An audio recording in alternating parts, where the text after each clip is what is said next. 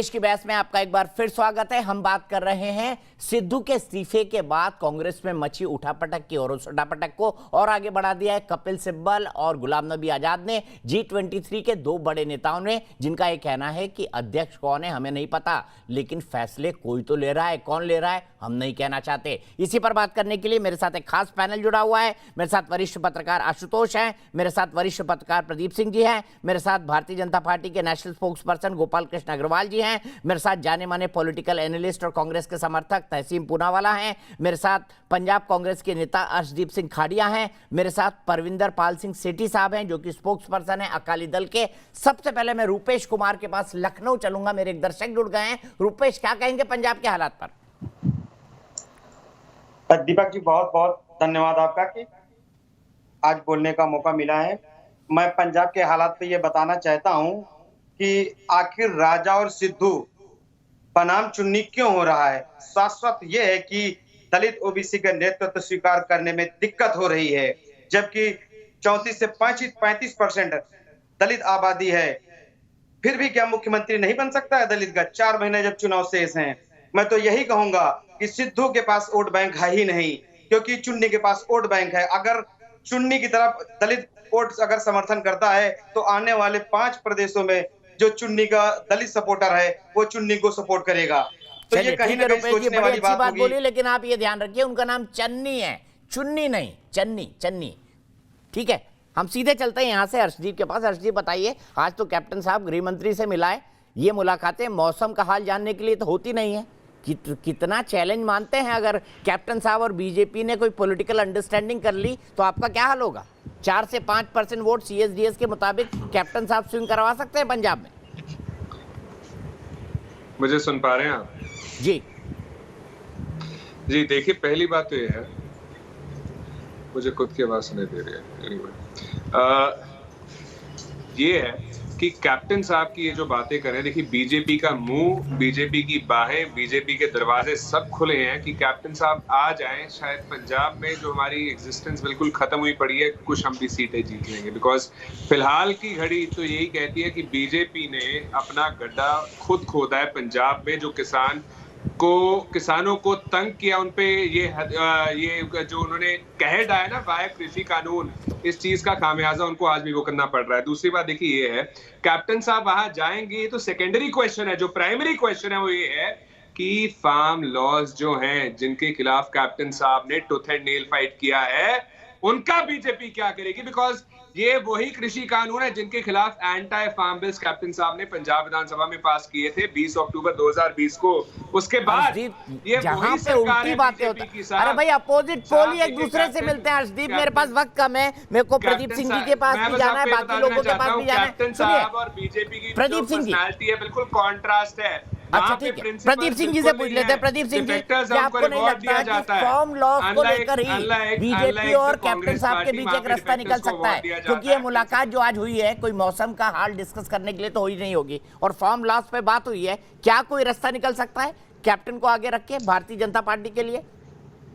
देखिए दीपक जी, बीजेपी की जो स्थिति है पंजाब में और कैप्टन अमरिंदर सिंह जिस परिस्थिति में है, दोनों के पास खोने के लिए कुछ नहीं है। अगर कैप्टन की मदद से किसान आंदोलन का हल निकाल लेती है बीजेपी, तो दोनों के लिए विन विन सिचुएशन है। इसके लिए कैप्टन को भी अपने पुराने स्टैंड से थोड़ा पीछे हटना पड़ेगा, बीजेपी को भी हटना पड़ेगा, तभी बीच का रास्ता निकल सकता है। इन दोनों के मिलने में मेरा मानना है कि सबसे बड़ी बाधा यही मुद्दा है।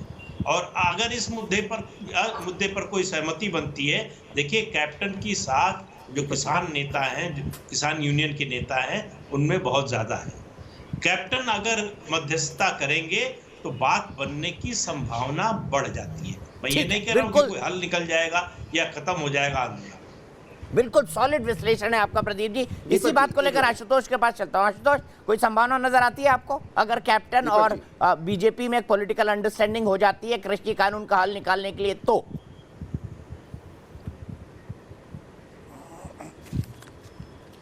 आप म्यूट है आशुतोष। देखिए, कोई मुझे नहीं लगता कोई संभावना बन सकती है भारतीय जनता पार्टी और कैप्टन अमरिंदर सिंह के बीच में। एक ही जो दूर की कौड़ी हो सकती है वो ये है कि पश्चिमी उत्तर प्रदेश के अंदर क्या किसान आंदोलन का असर है या असर नहीं है? अगर पश्चिमी उत्तर प्रदेश के अंदर भारतीय जनता पार्टी को यह लगेगा, नरेंद्र मोदी और अमित शाह को लगेगा कि इस किसान आंदोलन का बड़ा असर है और वहां 40 से 50 सीटें उनकी अफेक्टेड हो सकती हैं, तब वो जरूर जो ये किसान आंदोलन है उससे निपटने की कोशिश करेंगे और बीच का रास्ता निकालने की कोशिश करेंगे।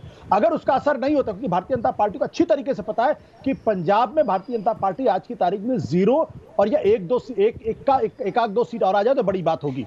तो ऐसे में अमरिंदर सिंह जो पंजाब की राजनीति में प्रकाश सिंह बादल के सबसे बड़े नेता थे, भारतीय जनता पार्टी जो आज की तारीख में पंजाब में बहुत खराब स्थिति में है, कैप्टन अमरिंदर सिंह को बीजेपी के साथ जाने से कुछ हासिल नहीं हो सकता। सिर्फ एक चीज हासिल हो सकता है, वो ये है कि कैबिनेट रैंक मिल जाए मोदी सरकार में। लेकिन मोदी सरकार में कैबिनेट मिनिस्टर्स का क्या हाल है, ये दीपक आप मुझसे बेहतर तरीके से जान सकते हैं, उससे मुझे बताने की जरूरत नहीं है। हाँ, कैप्टन अमरिंदर सिंह के पास खोने के लिए क्या है, जो पिछले 50 साल की राजनीति उन्होंने धड़ल्ले से की है, वो जरूर भारतीय जनता पार्टी के साथ जाने में खो सकते हैं। कैप्टन साहब आशुतोष खुद कह चुके थे कि एक जमाने में मैं बीजेपी जाने का मन बना रहा था। ये तो उनका ऑन द रिकॉर्ड स्टेटमेंट है। अभी चले जाएंगे तो क्या दिक्कत होगी? तहसीम, आपको क्या लगता है? फिर गोपाल जी से क्लोजिंग कमेंट, छोटा कमेंट दीजिएगा, मेरे पास वक्त कम है।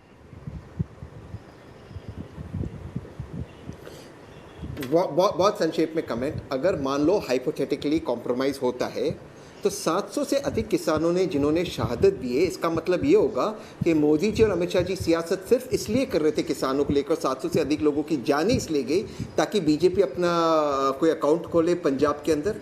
तो ये किस तरह की राजनीति हो रही है? लेकिन मैं नहीं मानता कि कोई कॉम्प्रोमाइज होगा, और मैं मानता हूँ कि इससे अगर कैप्टन मतलब आप चाहते नहीं किसान खेत खलियान में जाए, आपको लग रहा है किसान सड़क पे ही बैठा रहे, ऐसा है क्या तहसीम? आप चाहते नहीं कि आज भी हो सकता है मोदी जी तीनों काले कानून वो सड़क पर ही बैठा रहे, आप यही चाहते हैं? अभी ले लेती हूँ, मैं चाहता हूँ मोदी जी तीनों का जी नहीं, मैं चाहता हूँ कि अपने खेतों में जाए, मोदी जी तीनों काले कानून वापस ले ले। 700 से अधिक किसानों ने शहादत दी है, मोदी जी ने एक ट्वीट नहीं किया है, एक बार उनके पास जाकर उनको मिले नहीं उनके परिवारों को। तो मोदी जी अब तीनों काले कानून वापस ले ले, कॉम्प्रोमाइज की कोई गुंजाइश नहीं, देयर इज नो कॉम्प्रोमाइज। कानून वापसी तब घर वापसी। अच्छा, घर वापसी आप भी कहने लगे, मतलब घर वापसी की लाइन पे आ गए हैं तहसीम, है ना? आशुतोष जी मुस्कुरा रहे हैं, गोपाल जी भी मुस्कुरा रहे हैं। कानून वापसी बिल्कुल लाइटर वे में बोली थी, बिल्कुल लाइटर वे में बोली थी। गोपाल जी के पास चलता हूँ। गोपाल जी, आपका कंक्लूडिंग कमेंट मैं आपसे जानना चाहता हूँ, क्या संभावनाएं दिख रही हैं? आप थोड़ा पॉलिटिकल एनालिस्ट बन के आप विश्लेषण कर दीजिए, प्रवक्ता मत बनिए थोड़ी देर के लिए। क्या आपको किसानों और सरकार के बीच कोई सहमति की गुंजाइश लगती है अगर कैप्टन साहब बीच में आ जाते हैं तो?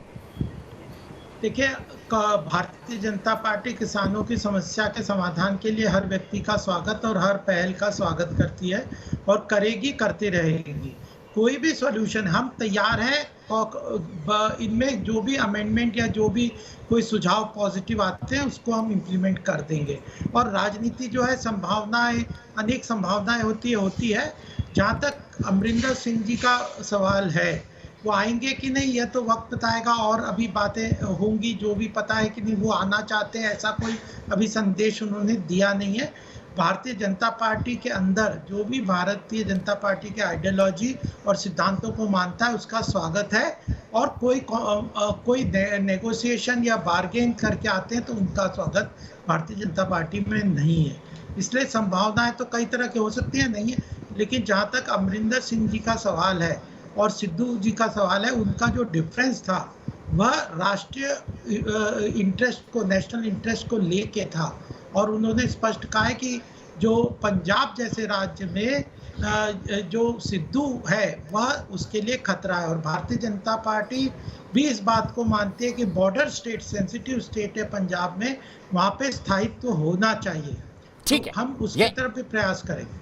ठीक है, यहीं पर रुकते हैं।